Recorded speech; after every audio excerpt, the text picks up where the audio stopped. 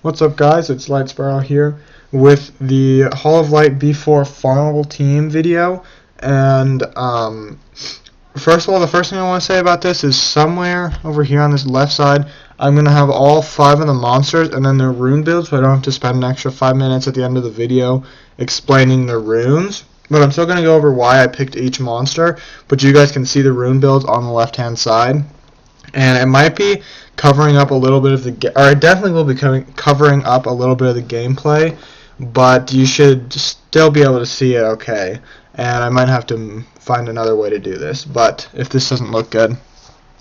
But I know, first of all, with all these B4 videos, that they're not really going to be that necessary because a lot of people that play Summoners War, okay, well that crashed, and I'll try and bring it up just so I can prove to you guys that it did actually win.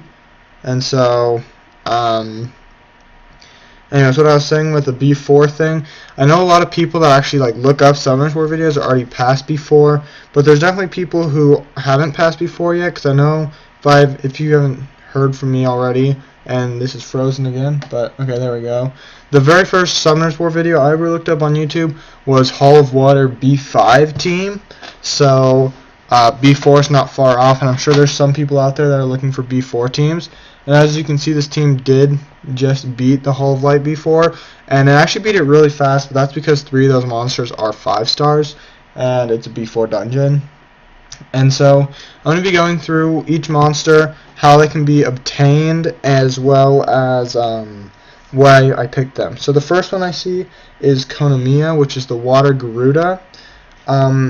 The reason I picked Konamiya for this was because, well, it's not really a huge reason I picked him, just because he's a really obtainable healer, as well as the second skill and third skill aren't bad, and he's a good monster for a lot of other dungeons, and in this dungeon he's really not necessary, but he's still good. You can use any healer instead of Konamiya, or in reality you probably don't even need a healer that much for this dungeon. You could just go with a another attack monster of some kind.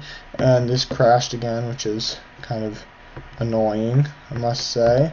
It's been crashing a lot today. This is like the 4th time I tried to record this. But the next monster I see is Bernard, the Wind Griffin. Oh, another thing I forgot about Konamiya.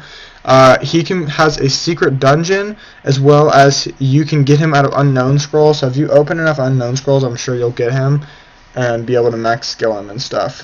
Bernard can be farmed from Timor Desert, and any level in Timor Desert.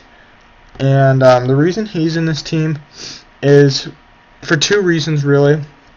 One of them is his third skill, Tailwind, which increases all allies' attack speed for 2 turns and their attack bar for by 30%. And so this is really helpful to give your team a turn advantage, as well as this skill breaks the boss's well, it breaks all enemies, but it's mainly useful for the boss's defense and attack power, because for those of you who don't know, the Hall of Light boss has a ton of defense.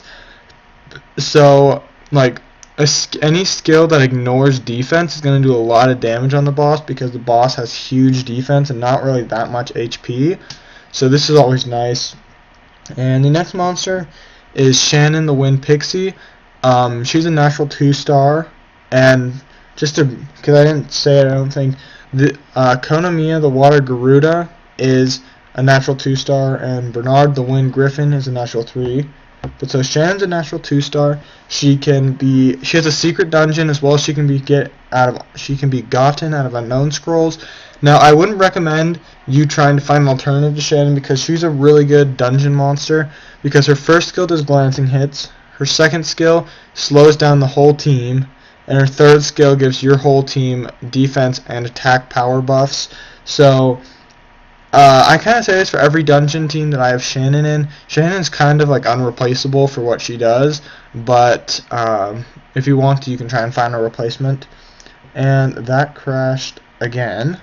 So I'm going to bring it up one more time, and if it crashes again after this time, I'm just going to talk, and you guys can I don't know, I'll point at the pictures on the left or something, I don't know.